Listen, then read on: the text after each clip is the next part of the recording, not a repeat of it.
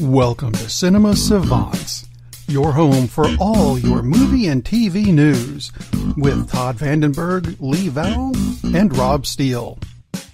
And coming up in this week's show, something a little different that you're probably not used to. We've got some good news and some bad news. The bad news is Lee isn't here again. But that's okay. We found someone really cool to take his place. We've got Alex Haughey, writer and director of Prodigy. That movie we've been talking about that we keep saying, hey, go see that? You have Netflix. We know you do. Watch it. He's here. This is cool. Greetings, Mr. Haughey. How you doing? I'm here. I'm so thrilled to be here. Thank you guys so much for having me. And I'm going to start silly because I pretty much always do with almost everything. He does. And it kind of involves your name a bit, because when we first saw your name written on the credits and everything, we hadn't seen interviews yet. Haughey is not how I would have pronounced it. No, it's got 7 letters and it's only 1 syllable. So you had an ancestor who really wanted to win at Scrabble. Yeah, I guess so. No, it's an Irish name. And it's spelled Haughey, if you can believe it.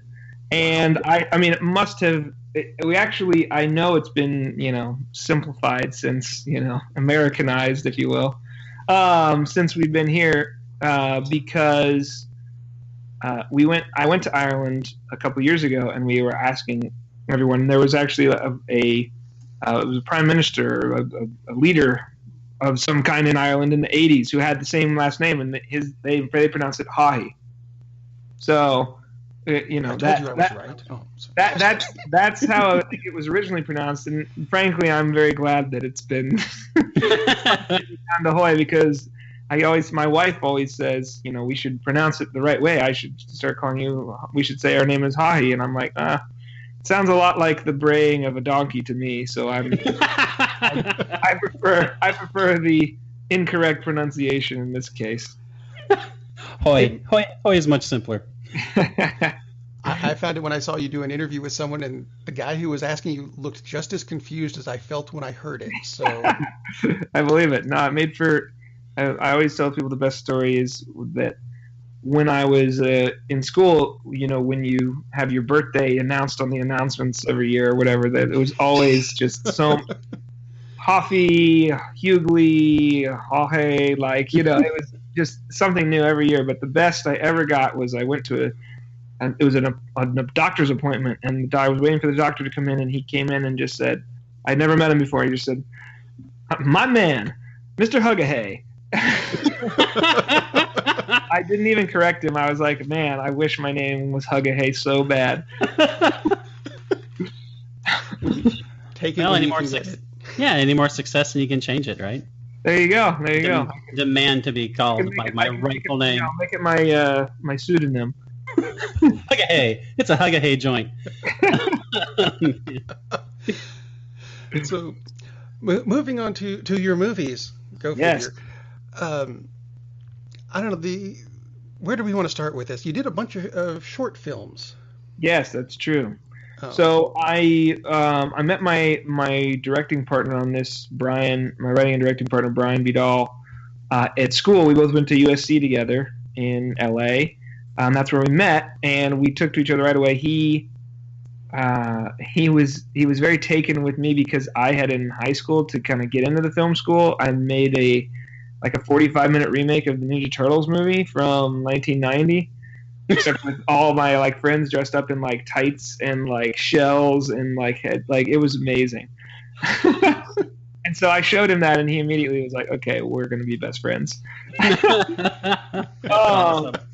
And so that's kind of that's our origin story, and we then proceeded to work on stuff for each other's at school, writing and doing shorts. We did shorts we'd work on each other's short films for school, the student projects, and then we actually did stuff on our own outside of school as well, that we worked on with each other and developed a really great working relationship, which is we both have found to be something that's been really rare as we moved into the professional space, which I wasn't expecting it to be so rare, but that's kind of the reason we are where we are today, because we continued, we both had odd jobs here and there in the industry, but we would always be making short stuff on our own, and that's how we kind of kept in touch and kept that creative bond moving forward. And it came to the point where we both felt like we've done the short films we want to do, and we really want to kind of take the next step. And at that point, we felt really confident that we knew how to make something out of nothing, resource-wise at least, and make it look good and make it look like something that, was made for a higher budget than maybe we were making it for. So we said, if we can find the right story to tell, maybe this is the right time to actually take that next step and move into the feature realm as opposed to the short film route. So we kind of started throwing ideas around, and we came to Brian had a log line that he had won a contest with like years ago. He wasn't even really thinking about, but it was not Prodigy, but it was the seed that became Prodigy basically. And once he kind of threw that out there, I latched onto it really hard, and we kind of just started bouncing ideas back and forth off each other. And then within a month, we had a really solid outline for it, and within the next month, I think we had the first draft of a screenplay for it. Wow, that's really amazing. I've seen a couple of your short films, Stoneheart. Yeah, I mean, that's an intense 4 minutes. Yeah, no, so that was one that I actually. It's funny. It was released before Prodigy, but I actually made it after Prodigy. Really interesting. Yeah, and that was for a company called Crypt TV, who does stuff online, and they're pretty big on Facebook. And yeah, that was fun, because horror's not. I know now it's Prodigy's kind of marketed as pretty hard on the horror aspects of it, but it's not really a horror movie. Much more a psychological thriller. Right. I agree. But so I had that, and then I had Stoneheart, which was kind of I liked it because I wasn't trying to make it straight horror. I got to be a little more B movie with it, because I was working with kind of a restricted budget to try and make a 9-foot statue that right.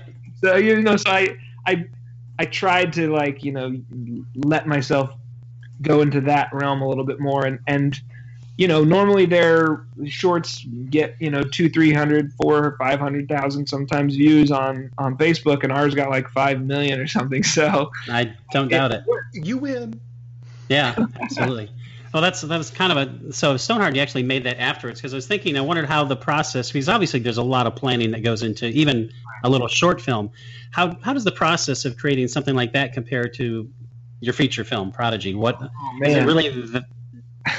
Yeah, I wish it wasn't as much more, because I really thought that based on, because with the short films I've always been able to kind of be the umbrella that kind of is over everything. We're always doing props and wardrobe and effects and all that stuff, and you can kind of keep a handle on everything. But with the feature, it was too much, and because I was at a job where I wasn't really doing much, so I basically started working on Prodigy full time before that job ended. And so I basically took on the role of the producer very early, and so all that was on my plate, similar to the way it was in producing the short films. Mm-hmm. And but I was of course writing. I'd written the script, and I was going to direct it and all that stuff too. But man, that was, if I have one thing that I look back and say I wish I could have done this differently, it was that I really wish I had someone else there to handle more of that stuff for me, because it was just, when it got to being on set, it was just too much.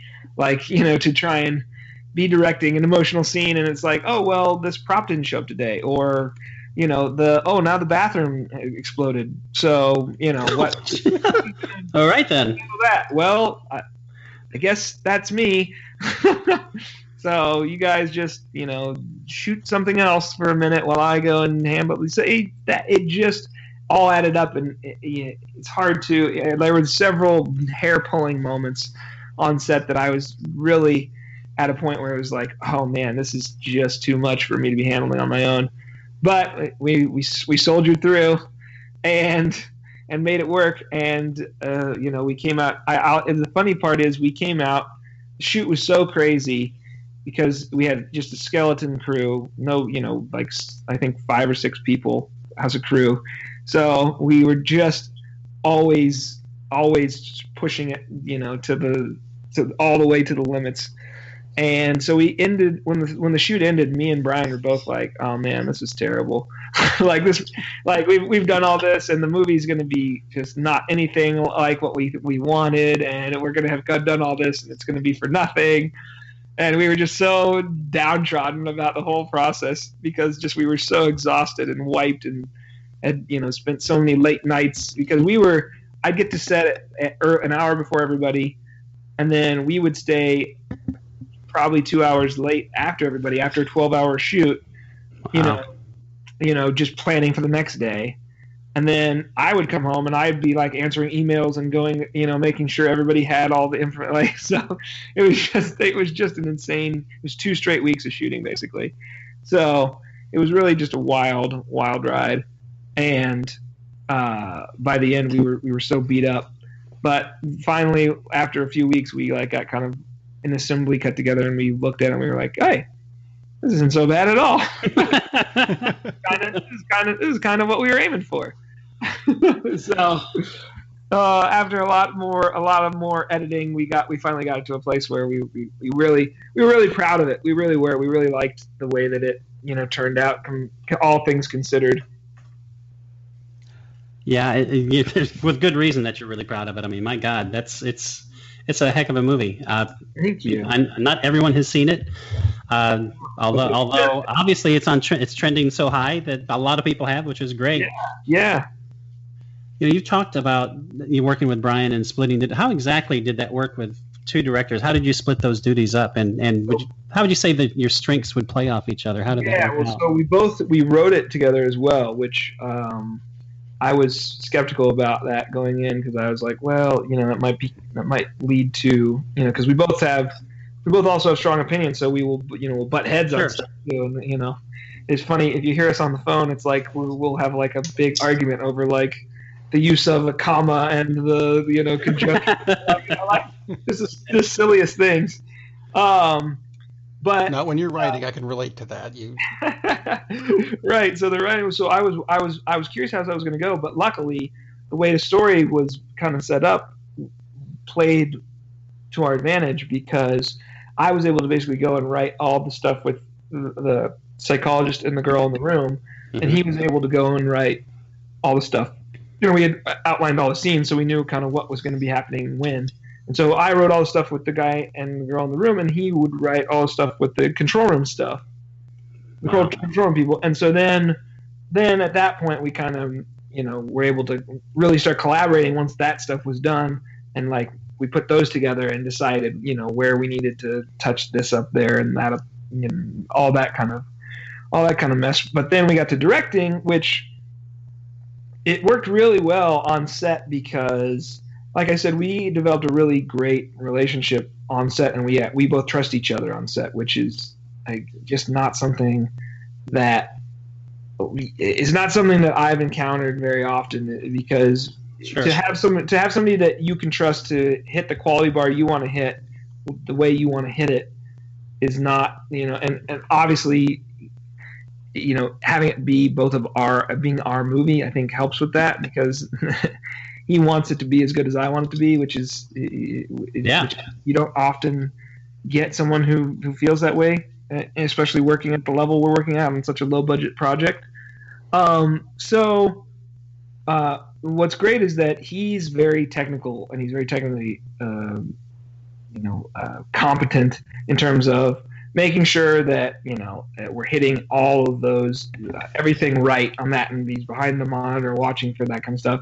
Whereas I'm very hands-on with the actors, like going and making sure everybody's hitting the little teeny beats that that we have outlined for the scene and stuff like that. So that worked well, and the reason I always like working with him too is because I'll pull out of him that side of my strengths. I'll make him, what do you, articulate what you want to say, or what you're feeling is missing from this beat, so that and that pulls that out of him, and he makes me like look at the, look at the lighting setup and the this and that, and so we're both getting a little bit better every time we work together too, which is what I really like about the process of working together in that capacity. So yeah, on set we didn't, and I think that again, because we wrote it together, our vision for the film was so in tune with each other that's what really made it, because I completely trusted if I had to go deal with the bathrooms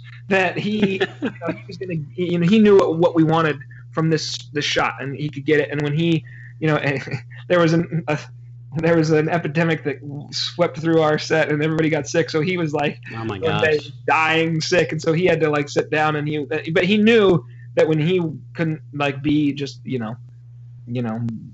as focused as maybe he would have been, like that I would be there to make sure it was exactly what we wanted from that. And so that was great, because it was so funny, because I don't think we had any arguments on set. Like we bickered back and forth all the time while we were writing, but on set we were like, in line, and we knew what we wanted. We're also very much about preparation, so we were super micro prepared on every beat and moment. So that's what allowed us to work so smoothly on set together, for sure. Yeah, 2-week shoot, you'd have to be like focused in. So basically, he set the scene, and you made sure there was something worth watching in the scene. That's amazing. I mean, that you guys meshed that well. That's beautiful. Yeah, no, it made for a really, it was so funny, because the actors were like, they all came, they've all talked to me afterwards and been like, yeah, I was expecting it to be a lot more trouble than than you guys made. It really ended up having a set that was very amenable to everybody, because they were expecting us to be at least butting heads on something here or there, but sure. But we really made it through very smoothly on set together, even though that the shoot was crazy. The shoot was crazy, totally nuts. But and we just wouldn't have made it through if we weren't in line with each other's vision completely. Wanted to ask you, when you were writing this, was it because all the superhero movies have become really big now? Was that any kind of an influence in this? Because there's kind of an element there. There's definitely, as an X-Men fan, there's definitely X-Men stuff going on there for sure. And it's but we've gotten a lot of comments from people, and now that the new Dark Phoenix movie trailer, when that came out, we got a lot of people commenting on I saw there was one tweet from somebody that was like, oh, Ellie and Prodigy is greater than Jean Grey in this new movie. And I'm like, yeah, I'll agree with that. Yes.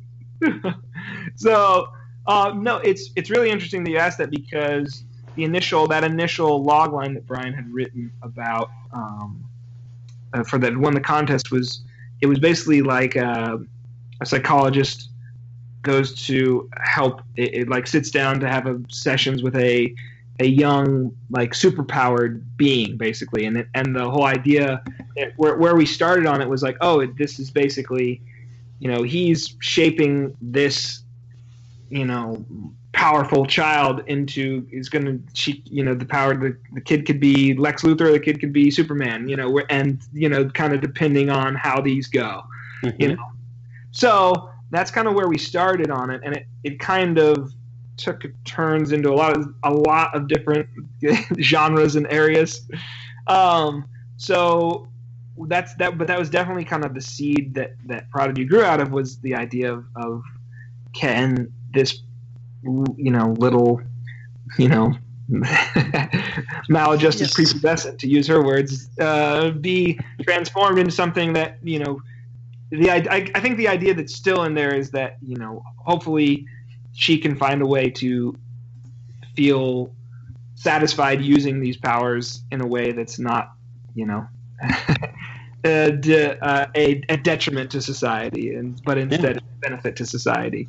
So I think that that was definitely there more kind of in our earliest iterations. Is like, okay, is this going to be something where, you know, the military is going to be talking more about, you know, oh, we want to use it for this and that. And we kind of moved away from that because we felt like, one, it was very close to X-Men. It was very close to like the Jean Grey stuff.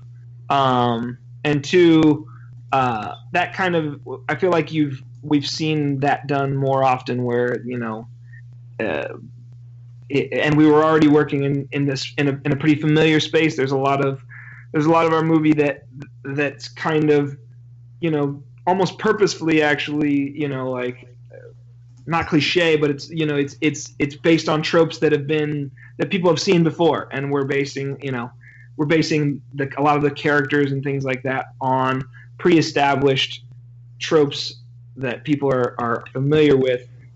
So that, and that's kind of the control room side, a lot of it, so that we're hoping Ellie stands out even more from that for people. And that's been interesting to kind of see that develop because, you know, we veer into a little bit of horror territory, a little psychological, sci-fi, you know, thriller, drama, you know, there's a lot going on, which is, I'm sorry, I didn't mean to imply it just stuck with the superhero thing. It was, but no, it was.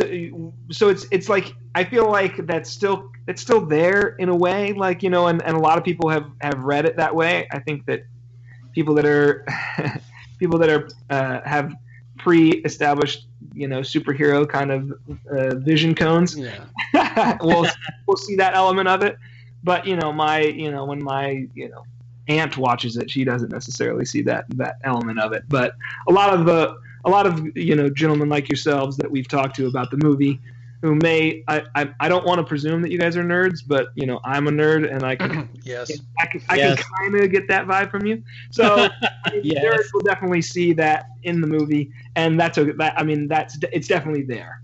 We host a movie podcast, of course we're nerds. You know, I like what you said about the tropes, because it makes the movie more accessible for a lot of people because it plays with all these things, but it's definitely not cliche. I mean, to me, it turned into the hunt for her humanity, and to me, that's what it's about, which elevates it way past Jean Grey territory. Hopefully, we'll eventually get there with an X-Men movie. Maybe they'll figure out how to make a good one. Maybe they'll hire you, and you guys can pull it off. I like that idea. But I mean, there's a lot of important things going on in this movie. There really are. You talked about the low budget more than once. I think that was a big factor in the fact that helped it work, because you had no choice but to focus on the story and the acting, and they're both great.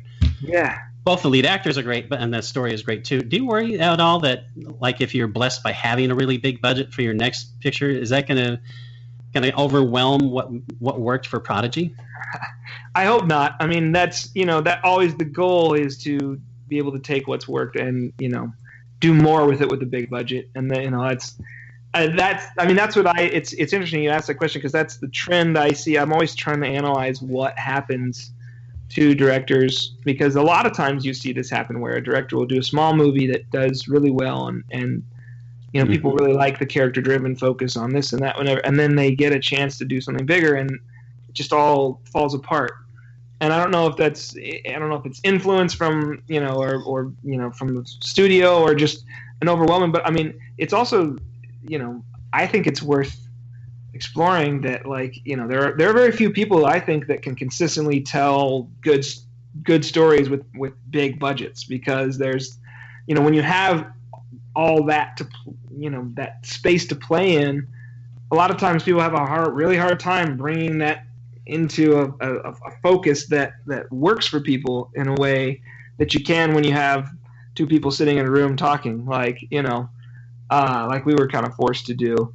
And I mean, I hope that Prodigy actually improves my ability to do that, because, like you said, that was we knew going in that we didn't have a movie unless we really had a really strong story, and we spent basically a year working on the script, you know, trimming the fat and making sure that we had, like, the leanest, meanest, most focused, like story, because, you know, it is two people talking in a room, so we not only knew that it had to be a strong story, but we also knew that we if it wasn't, we were going to lose people, And, it's interesting because our biggest worry going in, and we were kind of on pins and needles, is we have this story set up, and there's some sci-fi elements, but they don't come into play until like 30 minutes into the movie or longer, I think. So we really bank on people being invested in the psychological story before things really start rolling. And once they start rolling, it's like the energy picks up, and it stays pretty high throughout the rest of the movie. And we knew if we got people there, we'd be in good shape. But we were really like, are people going to be just bored and not want to like go on this ride just to even get there? And thus far, we have had a lot less. This movie was so boring, I turned it off comments than I thought we were going to. Yeah, the answer is no. We are not bored. That's for sure. No. Although I was thinking that because Ellie is such a young character, well, and actress, of course. Yeah. But was that kind of a worry going in with people going, oh, they've got a kid in this? Yeah. Well, so it's funny because we hit all the things you're supposed to do for a really low budget movie. It's like we have one location, a handful of characters, nothing too hard to manage there. But then we were all, so, people were like, okay. And then it's like, oh wait, but there's a 9-year-old and there's like special effects where things are flying around. And it's like, wait a second here. Those aren't what you're supposed to do when you have no money to make a movie. So, we knew again when we started this, we were like, okay, well, if we want to have a movie, like the whole movie is basically staked on the fact that we could find someone who's young and could actually pull this off. Because the hook of the movie is that, I've seen lots of movies, and that's initially why I kind of gravitated to the idea, was I've seen lots of movies where, there's a kid that acts like an adult and does it convincingly. And I always think that that's such a fun dynamic, but it's usually used in kind of like as like a side story, one of my favorite examples is in Looper. You remember Looper, that kid? Looper, yeah. He acts like a kind of a weird adult, and he's great. But again, he's kind of like an ancillary character that, he becomes kind of the focus of the movie in the end, but he's not. Like, the movie stays with Joseph Gordon-Levitt the whole time, so it's not like his movie.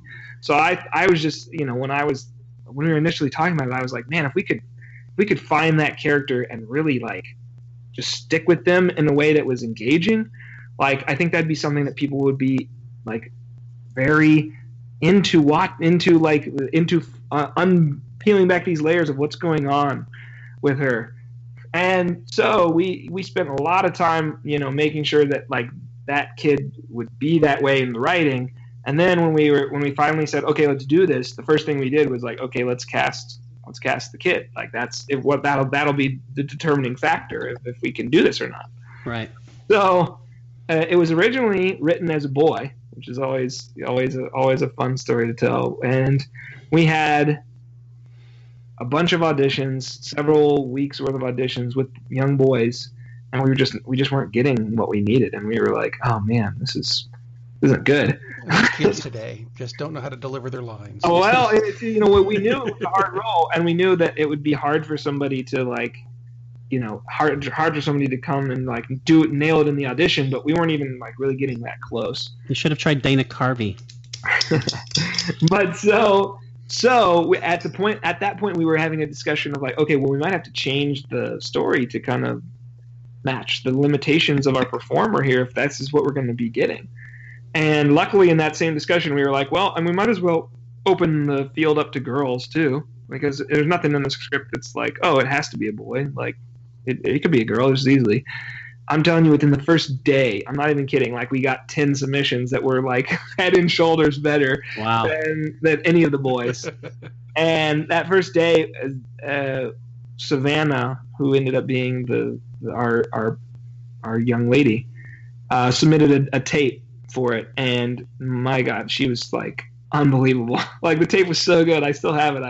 I go watch it every once in a while just to remember how like awesome it was to see her, because she just has this the thing I love about Savannah is she has this like control that you really don't see of her expression, of her like emotion, and her eyebrows. It's like she's very subtle with it and can do it and can convey a lot subtextually through very subtle motions of her face. And she just nailed it in this tape, and I was over the moon because, like, man, not only is she great, but she's also like freckle-faced, red hair. Like she was 9 years old at that time when we were first looking, and when we started shooting, she was still 9. So like that. And once we saw that tape, we were like, okay, well, we have a movie here. And changed the name from Steve. Right, we changed it from I think it was Theodore. I think we were calling him Teddy, and then it changed to Eleanor and Eddie, or Ellie, not Eddie. So yeah, once we found her, then we knew we had to cast the our leading man, the psychologist character. And Richard came in, and we had one of the scenes we had people reading was that emotional scene that's like near the end, and Richard just nailed it. And we literally got done with the audition. He was like, okay, well, should I try something else, do something different? We were like, no, I think tomorrow. That was great. So I don't really know what. So we ended up bringing them back in together to read together to see kind of the chemistry. And once we saw that, it's like, here we go. I think that's one of the many things that makes it work is because his character is so open and she is so closed. I mean, she's like a vault. She's not like a steel trap. And he just keeps on working away, and he's trying to get her to open up. He's not trying to open her himself. Right. It's this great cat and mouse game, but it's for her benefit, and she doesn't want to believe that. It's so cool. Right. No, it's we worked hard to make sure that there was the interplay between those two was because that was the movie really from the get go was like if we could make their dynamic work, and that's the feedback we get a lot is that in the room, which is the part that's the long two people talking most of the time, it's like that should be the boring part. Like that's the part that people just love. That's the part you got to invest in. There are movies that pulled it off. Right, and that was our hook all along was if we could have a girl that could pull that off, we thought we'd have people, and so it's really been a satisfying part of this is that's the thing that people have responded to most consistently. With positivity is that like, where did you find this girl? She was amazing. Her and the guy just like, their dynamic was great. And so it's been so satisfying to see that. And I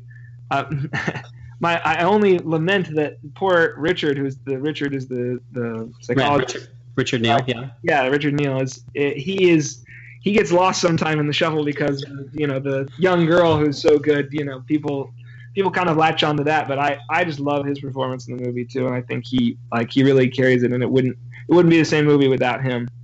No, it wouldn't. He absolutely, like you said, he nails it. It really makes it. It reminds me a lot. If you may remember the movie Bug, which is in a lot of ways it's just two people talking, except you got Michael Shannon in that movie. You kind of expect him. He wasn't that well known then, but for Savannah Lyles to come through, that's just like, what on earth? Because she comes across as a really bright child. She doesn't come across as an adult character. Right. And there's a huge difference. She's tremendous, and he is too. He's very believable. It's like I said, it's a really cool movie. It's really sad in some ways, but it's a really cool movie. It's definitely worth watching. Yeah.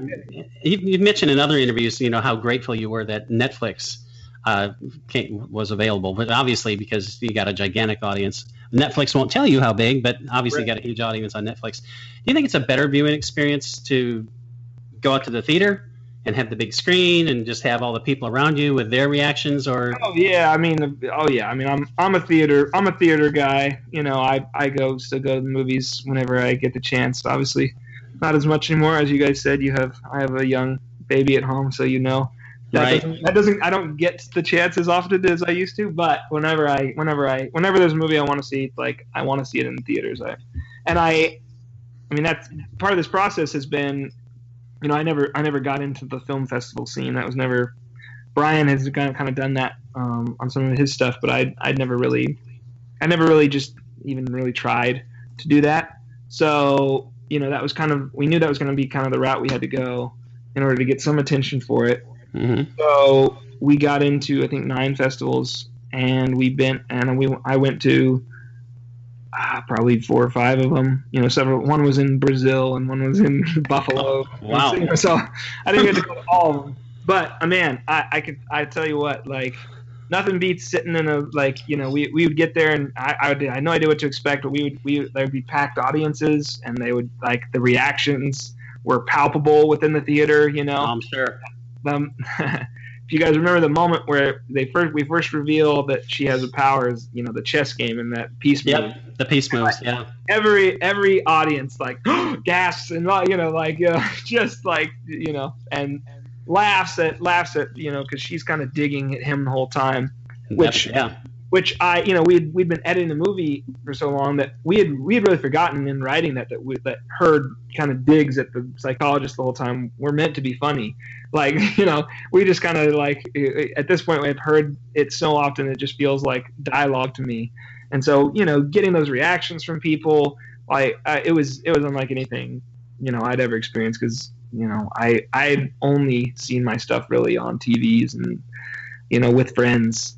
So that experience was unbelievable. We had I think our premiere was at CineQuest up in San Jose, California, which is a big festival, and there were like 700 people or something at the first screening of it. So that was awesome. We had amazing crowds at all the festivals we went to, and so we got to have big audiences with big responses, and just seeing that was in the theater was a whole new experience. And I've noticed, actually, watching it a few times now with some people at on couches, that it's a much different experience watching in the theater than it is watching at home, and a learning experience for me as well, because one of the characters, the kind of heavy set guy who's got a date, like, in the control room, right? He's in a hurry, yeah. You're making jokes or making remarks that are inappropriate. He in the theaters, like, people loved him. Like, they laughed and like we got huge responses, and people would afterwards say, like, that guy was great. And then at home, like, everyone hates him. Like, they're just like, this guy is way out of place in this movie. Like, he's clearly just comic relief. I hated all his jokes. Like, and so I think that just being in that theater with other people laughing, yep, made that element of the movie work a lot better than it did for people when they're like, oh, okay, like, he's supposed to be funny, like, watching at home. Like, I don't know, but that's been fascinating for me to kind of see things there, because it's like there's lots of little things like that like played really well in theaters that I think people don't, like, necessarily feel when they're watching it at home. Well, actually, as a follow-up to this, because this was released on Netflix, and this has been kind of a big thing of late, do you think that streaming service movies should be eligible for like Oscar awards and stuff? Of which I would actually nominate Prodigy at this point, because I thought it was that damn good. Wow. Okay. So, oh, we'll take it. If you can get us there, then I absolutely support that. You can put that on the DVD. Nominated for an Oscar by a guy on a podcast. I think that they should definitely be eligible in some way. I think that I like the idea of making them go to theaters, like, to be eligible. Just because then I could go see it in the theater. Because again, I like the theater experience, even for movies that aren't mine. I'd prefer to go see a movie in the theater. So I just like that idea. I think that's a good way to keep things like, okay, the movies that they think are worthy of that kind of acclaim, they send to theaters for 2 weeks, or limited runs. I live in LA, so that always works out for me, because they're always showing those movies here. So if they just did that would be okay with me. I would totally be okay with a Netflix movie getting nominated if it. I think that's a good way to keep the separate, and it forces them to choose like, okay, these are the high quality movies. We'll send those ones to theaters, which would be interesting to kind of see how they would take on that process as well. Yeah, take that, Mr. Spielberg, know-it-all. Your next project. Before we talk about your next project, because I hope you want to talk about it. What if this isn't your dream project? What would your dream project be? Oh man, I would love. I'd love to do a bigger and more. Because I think that for me, the bigger the canvas, the more I think depth is available to me. That's the way I kind of look at it, and that's why I was so anxious to move into features, is because even just being in longer form, I love movies where there's a lot going on kind of subtextually and under the surface, and the more layers there are, the more I like things usually. And there's kind of a thoroughness to those kind of movies that that you don't necessarily see in smaller stuff sometimes, because you just don't have the bandwidth for it. Okay. So I would love to do bigger movies, and I'd love that challenge, because I would love to see if I could bring, like you were saying earlier, if I could bring the focused storytelling elements that are a part of the movies I love and the things I make to this point, hopefully, into that realm, and see if that would translate, because I think it is rare to find somebody who can do that, and I don't want to presume that I can do that, but of course I hope that my abilities would translate into that. But I mean, my favorite movies are always like, I mean, I'd love to make something that's totally unique. I mean, one of my favorite movies is Taxi Driver, which, that wasn't a big movie, obviously, but I feel like it's a totally there's unique. So much going on, and it's unique. So much going on there, and it's a movie like you've never seen a movie even like close to being like that movie, or like right. And I like that, but I also, I mean, as we were able to kind of capitalize on in Prodigy, they're like the genre elements of Prodigy are kind of what I think like draw a lot of people to it, and so I find myself kind of drawn to like some genre stuff because of the way that it draws people in.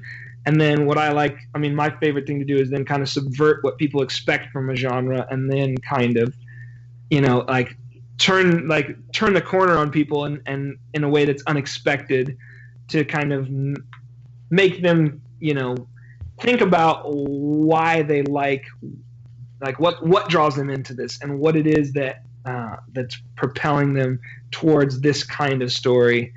So that feeds into my next project too, which is it's definitely a kind of genre piece. It's like a revenge movie, but it's with like a female protagonist, and in a way that isn't like the way I've seen it. Because I when I started working on it, I watched a ton of, there are a lot of female revenge movies.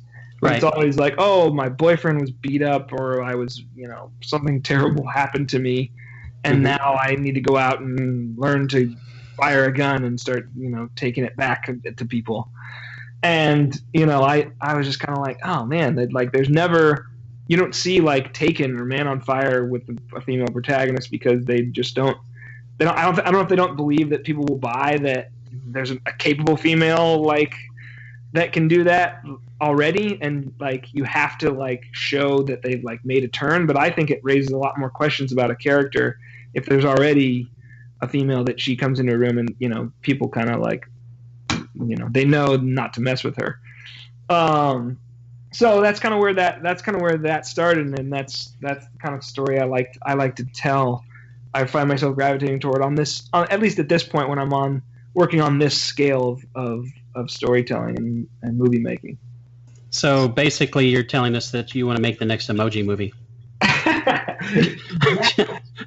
as far from that as possible, obviously. Depth. I mean, depth and storytelling are the keys to keys to a good movie as far as I'm concerned. Sure, So, yeah, I definitely. don't think Emoji had either of those. No, and it definitely shows in Prodigy because there's a lot of depth and there's a lot of, like you said, there are a lot of layers to Prodigy. I mean, it's really, really.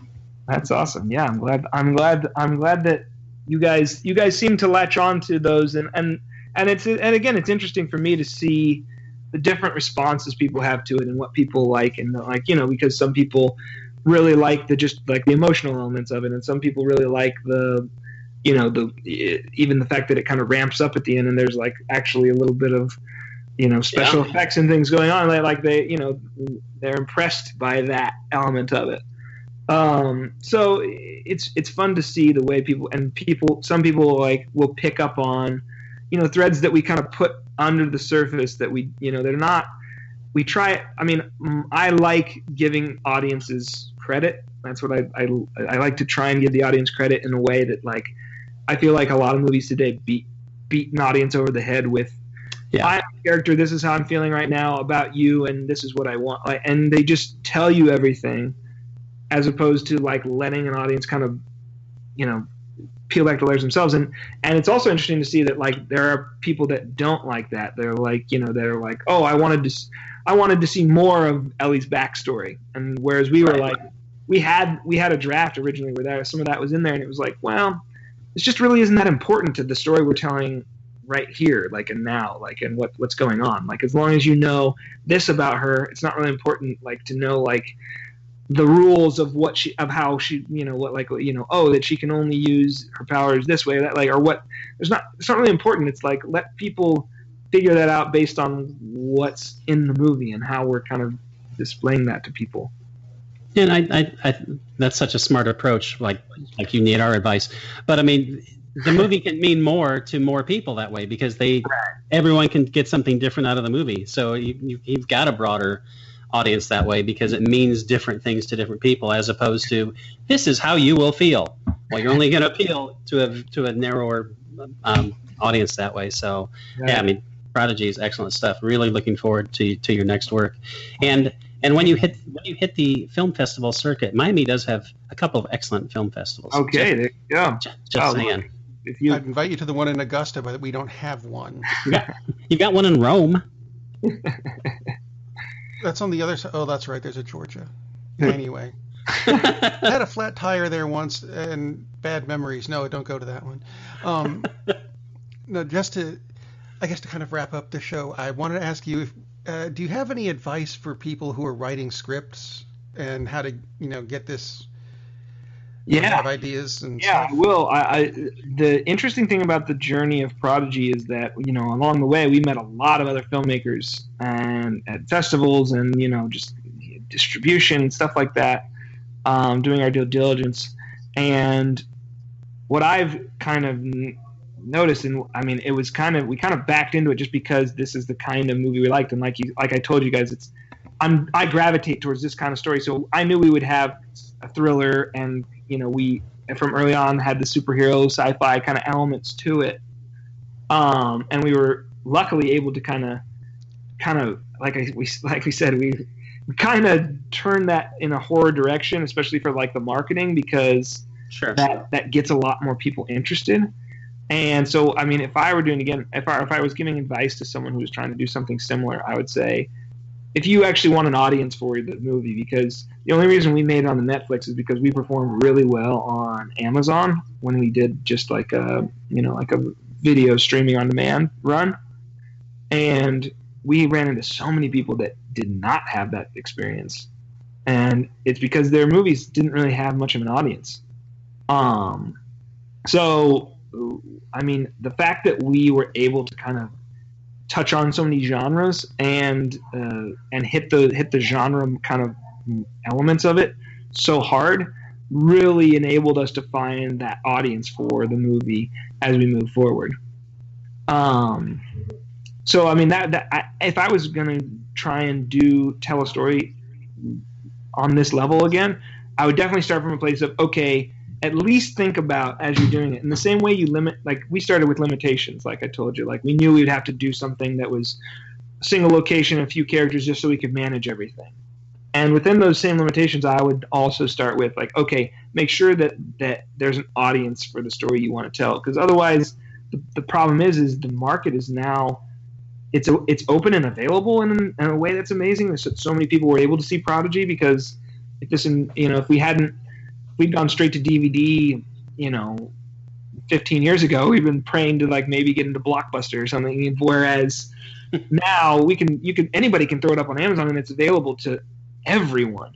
But the problem, the flip side of that coin is that now there's oversaturation of so much content that's available to people, and it's very hard to like separate that when you're a small movie. You don't have marketing budget to really throw behind it. So if you're going to do something like this, just know that you're going to do everything yourself, and know that like that's all going to be thrust on you. And so make it easier on yourself by thinking about these elements at least a little bit before you go into it, because it really will make a difference on the other side. Well, that's cool. I mean, that's some really great advice. I do my best. Clearly, you do your best. As you did with Prodigy, which was a spectacular. Go see this. Well, I keep saying go see this film because I'm used to saying that. You have Netflix. Yeah. Watch the film. Everybody's got Netflix. You can very easy. Or it's $9. It's like 2 cups of coffee on Amazon, and you can own it forever. There you go. I like that idea. There we go. So, Alex Haughey, thank you for coming on Cinema Savants. We really appreciate it. And when the next one comes out, let us know. You can come back and. I will absolutely keep you guys updated. It's been a thrill, and I mean, thank you guys for having me on. It's a thrill to come talk to you guys like you. And honestly, the success we've had with the movie is a lot in part due to people like you who are willing to kind of bring the little guy on and shine a spotlight on us, because it's tough to compete with the big boys out there, and these little spots here and there, they go a long way. Yeah, the Russo brothers weren't calling, so they didn't really need the help, Well, I assume that if they had, you would have, told them they had to wait 50 minutes for me to be done with our interview. Absolutely. we're not even talking to that trash. You were fantastic, absolutely fantastic. Thank you so much, and thank your wife for allowing us to kidnap you from your parental duties. I'm always going to thank my wife. Otherwise, you won't be hearing from me for quite a long time. Oh, and by the way, Chris Evans is going to be out of a gig, so you might want to audition for the other side of the camera, because there's a good role coming up. You got to look for that. So okay, Captain America, here I come. Thank you so much. Thank you. And it was awesome. We'll see you when the next movie comes out, man. Good. And then I'll do something to end the show after that. So there. Awesome. Behold the power of post-production. Wow, we kidnapped you. I'm so sorry. Well, I'm not sorry, because it was awesome for us. But man, thank you so much. Absolutely. Fantastic. Look, I love coming and talking. Look, the thing about is like I don't get to talk about the movie like very often. People will just the people I interact with mostly about the movie are like, hey, yeah, that was awesung, man. How'd you do the special effects? Like so, I grabbed the vase and I threw it through the window. Like it poured so much time into the movie. Yeah, my gosh. Basically 2 years of my life into it. So it's like I like to actually have discussions about it that go a little bit further than just this and that. But if you want to know about the special effects, I'm still happy to tell you. I did read where you were the prop master that threw the vase and did the excellent shattering of the window. That's beautiful. That was one. You want to talk about tension? That was like one piece of glass. Everyone outside gathered around the monitor because like we had one window to break, and they were expensive. Like we didn't want to pay for another one. And, oh my God! Get all the cameras. Everyone use a cell phone just in case. We also set up the camera, and then everybody left the room. So it was like because nobody was in there because we didn't want glass flying at anybody. Sure. So I mean, I like Tom Brady'd that thing, man. I'll tell you that. Nailed it, like, right on center, because I was throwing it. It was a weird angle, and I was worried because it's like I had to basically throw it from off to the side so you couldn't see me as you were looking through the mirror. Makes sense. And then I just hit the middle, and luckily we had the light set up perfectly. Our DP set up the light perfectly, so like all the glass that went into the room, just got caught in that light, so it just goes right in. Oh man, That's beautiful. My proudest moment. Well, okay. I think your proudest moment would be co-writing that script, but yeah, I mean, it's. And he's got a small child at home. That's right. That's wild. I have other proud moments. Yeah, I'm sure. But by the way, speaking as parents of older kids that we both have, yeah, you said 11 months old. 11 months, yeah. Brace yourself. You're not even. You're just getting started. I feel like she used to just like hang out with me. Now she's moving, and so all she wants to do is crawl to things that she is not supposed to be crawling towards. And so it's already getting like, and she wants to walk so bad, and I'm just like, oh god, this is bad. This is not gonna end well, because she's a maniac. She just throws herself all over the place, and I feel like I'm constantly just grabbing her to keep her from bonking her head on things. Yeah, well, that's going to continue for a long time. Yeah. So Rob, it was you. You just happened upon the movie.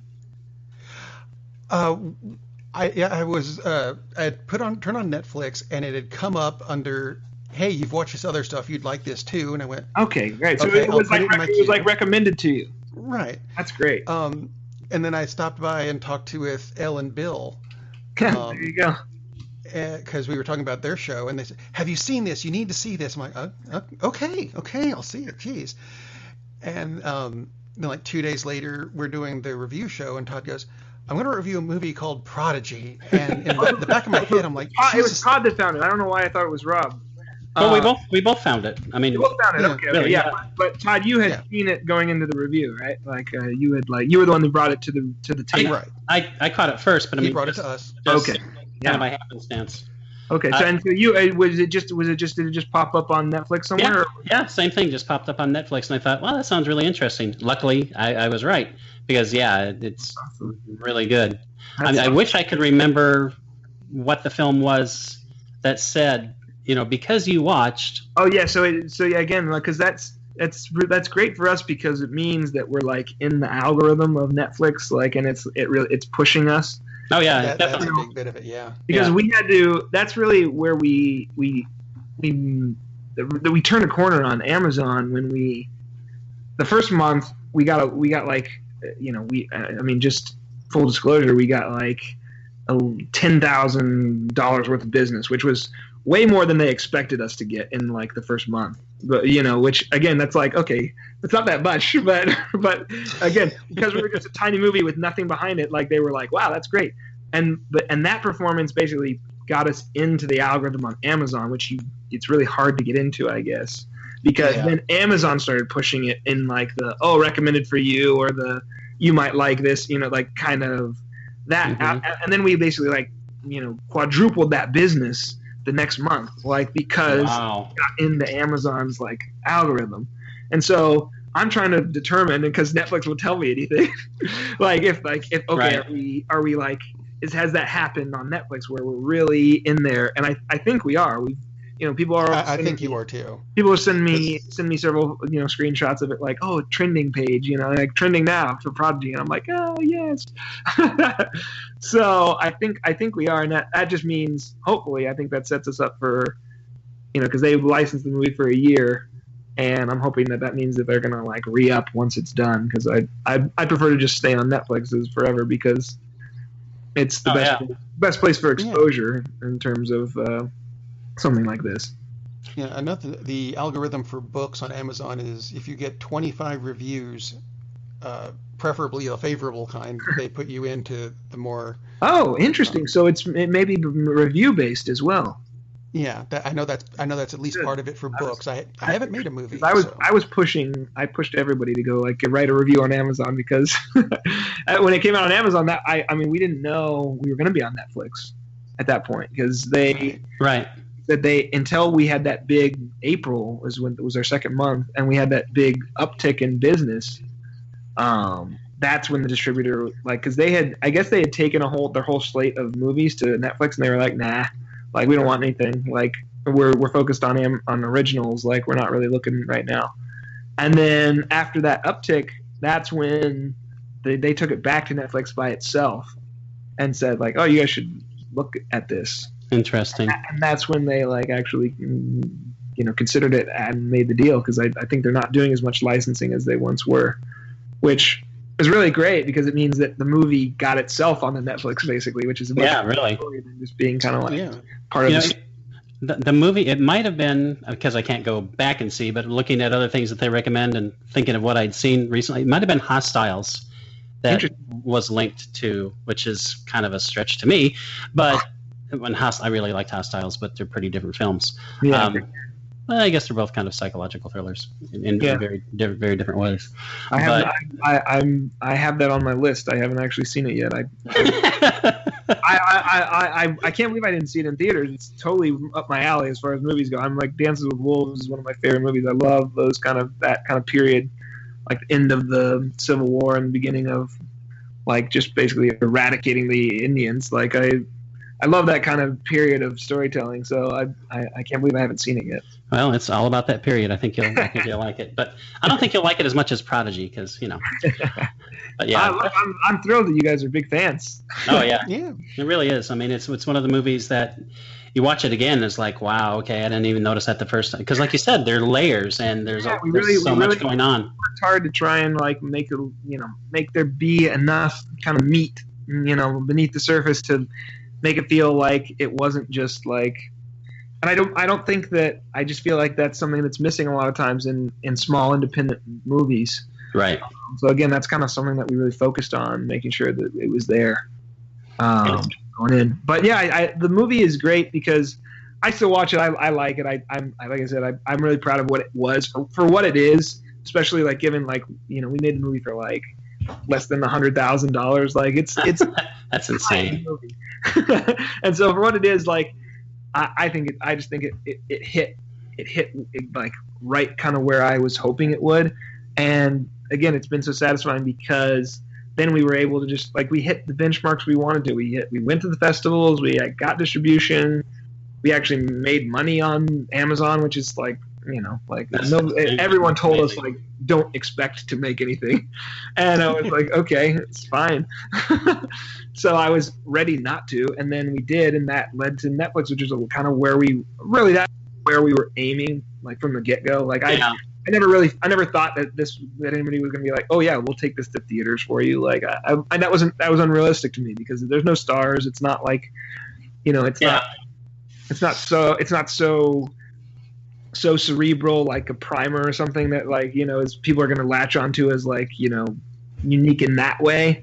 So I think it feels like a movie, and that was always, kind of where I settled on it. It was like, it feels like a real movie, and I think people will like it. And I think that, like you were saying earlier, all the genres that are kind of mixed into it, it kind of offers something to a lot of people. And then I think it has like heart. I think the movie has heart to it that just kind of congeals. Oh, absolutely. Together and like gives people something to like leave the experience feeling something that they weren't necessarily expecting. No, you don't expect that when you see this, when the movie starts at all. You don't, which there's so many reveals, like I'm telling you, you and Brian are the guys that wrote it, but I mean, that's part of the brilliance is like, you don't expect an 11-year-old girl, what the hell's going on in this, and then things keep on coming out, and even to the very end. I was going to say, it's awesome too that you guys get to go in, I mean, I guess there's a girl just from the thumbnail, right, but you don't necessarily know what the movie's going to be going into it, and that's right, great because even in like, I hated like even having to make a longer trailer for it because it was like so much of the movie is like letting people find these little tidbits out as they go. Yeah, that's like it's got spoilers in the trailer. There's a girl. Actually, the first poster I saw of it was the one with the Hannibal Lecter mask thing. Yeah, I couldn't tell her age. Yeah, well, that was the distributor, and so I mean, that's actually, I think it was a good on their part because it's such an eye catcher. Like in terms of if you look at it as just a thumbnail, that's how they sold us on it. Was they showed it to us in a lineup of movies, and it jumps right out at you because it's like, oh, what's this? And so I think that's gone a long way for us in terms of catching people's eyes and getting, because it's such a weird world to be in online of like, so much of it is just about clicks. We need people to click the poster, and then if they think that looks interesting, then they'll watch the trailer, which we have a great teaser that's just like a slow, it's just the girl slow pushing on her, and then she like looks up at the end and things start shaking, like, which that is enough to get people usually to like say, oh, I'll take a look at this. And so it's this weird click based world, which is not, leads to a lot of things that kind of run contrary to what you would normally expect or do. Internet's a weird place. Yeah, it's a weird place. Like, yes, it is. That's why, I mean, you have to think about the clicks if you're gonna dive into this and expect to like see returns in it, which is, it's weird because it's not what you it's not what you normally associate with, like, oh, you want to of course go in and say, I'm going to tell a good enough story in this movie that like people are going to just respond to it. And it's like, well, if we hadn't been able to, because we got that initial push on Amazon too, because I went ham on just emailing every horror site online, because they have these giant followings. They have, 700,000, 800,000 on 1.5 million followings on Facebook that they send all their articles out to. So I got those to review the movie, and I was really worried, because I was like, okay, well, I got them to review it, but like, are all these horror audiences going to be like, oh, this isn't actually horror, this sucks? But it was so surprising because they all loved it. They all just over the moon reviews about about the movie, and just 9 out of 10, and so those blasted out right before the movie came out, and I think that, I mean, really got us that like initial thrust into that world. Yeah, absolutely. If no one knows it's there. Yeah, and again, I didn't think of it as a horror movie. Like I knew the poster would like help sell as having that horror element. But I was worried. I was worried that they were gonna there was gonna be backlash that it wasn't actually horror. But hey, I think you did good. Horror movie fans are movie fans first. That's what one guy told me. True, absolutely true. All right, Mr. Haughey, we appreciate again so much. That'd be a great document. Haughey, from Brazil to Buffalo. That would be a great documentary. There you go. Thanks again. We hope you enjoyed this special episode of Cinema Savants with our wonderful, magnificent guest, Alex Haughey. And next week, we will resume our regular duties by telling you all the things about movies that are forthcoming that you probably didn't want to know. Yeah, there's Transformers movie news. Ugh. But you know what? We'll get it out of the way quick. In the meantime, have a good week and go see a movie. Captain, we're losing power in the warp engines. I think we should be leaving now. I'm going to go home and sleep with my wife. And on that unusually harmonious bombshell, it is time to end. I am very disappointed! Man, we have a weird job. It's shameful, but, it's a living. And like that, he's gone. Darn, that's the end.